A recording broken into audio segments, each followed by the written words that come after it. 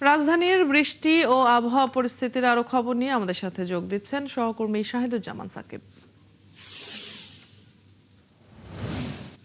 সাকিব, এমন বৃষ্টি আর কতদিন থাকবে, কি বলছে আবহাওয়া অধিদপ্তর?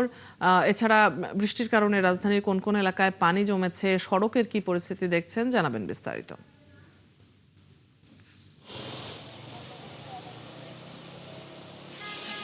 অদিতি, আবহাওয়া অধিদপ্তর বলছে যে আগামী ৪-৫ দিন এই বৃষ্টিপাত থাকবে এবং আগাম মৌসুমি বৃষ্টি হওয়ার কারণে কিন্তু বৃষ্টির সঙ্গে বজ্রপাত থাকতে পারে বলে আবহাওয়া অধিদপ্তর সতর্ক করেছে। আজকে সকাল থেকে রাজধানীতে যে ঝুম বৃষ্টি, সেই বৃষ্টির কারণে কিন্তু নগরবাসী বেশ ভোগান্তিতে পড়েছে। সকাল থেকে কর্মজীবী মানুষ অফিস যাতায়াতে বেশ ভোগান্তিতে পড়েছে। আমরা এখন যে জায়গাটিতে রয়েছি রাজধানীর মৌচাক এলাকায়, এই মৌচাকে নিশ্চয়ই আপনি দেখতে পাচ্ছেন যে রাস্তার মূল সড়কেই পানি জমে থাকার কারণে এখান দিয়ে যে যানবাহনগুলো চলছে সেই যানবাহনগুলো কিন্তু এই জায়গাটিতে এসে অনেকটা কম গতি নিয়ে যেতে পারছে এবং রাস্তা দিয়ে যারা পথচারী এবং অফিসগামী মানুষ যাতায়াত করছেন তারাও কিন্তু বেশ ভোগান্তিতে পড়েছেন। আমরা সকাল থেকে দেখছিলাম স্কুল কলেজগামী শিক্ষার্থীরা এবং কর্মজীবী মানুষ যারা অফিসের দিকে ছুটছিলেন তারা অনেকেই বাসা থেকে নেমেই কিন্তু হাঁটু পানিতে পড়তে হয়েছে। কাজেই তারা কিন্তু বলছিলেন যে এই বৃষ্টি বিগত কয়েকদিনের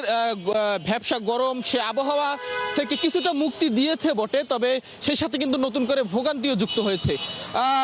আবহাওয়া অধিদপ্তরেও আমরা গিয়েছিলাম, আবহাওয়াবিদ ডক্টর বজলুর রশিদের সঙ্গে আমরা কথা বলেছি। তিনি বলছিলেন যে আগাম মৌসুমি বৃষ্টিপাত হওয়ার কারণে শিলাবৃষ্টি এবং বজ্রপাত হতে পারে এবং এই বৃষ্টি আগামী ৪-৫ দিন নাগাদ চলতে পারে। কাজেই রাজধানী সহ সারা দেশের মানুষকে কিছুটা সতর্ক থাকার কথা কিন্তু প্রস্তুতি নিয়ে থাকতে বলা হচ্ছে। অনেক ধন্যবাদ সাকিব, আমরা জেনে নিচ্ছিলাম আপনার কাছ থেকে আবহাওয়ার খবর।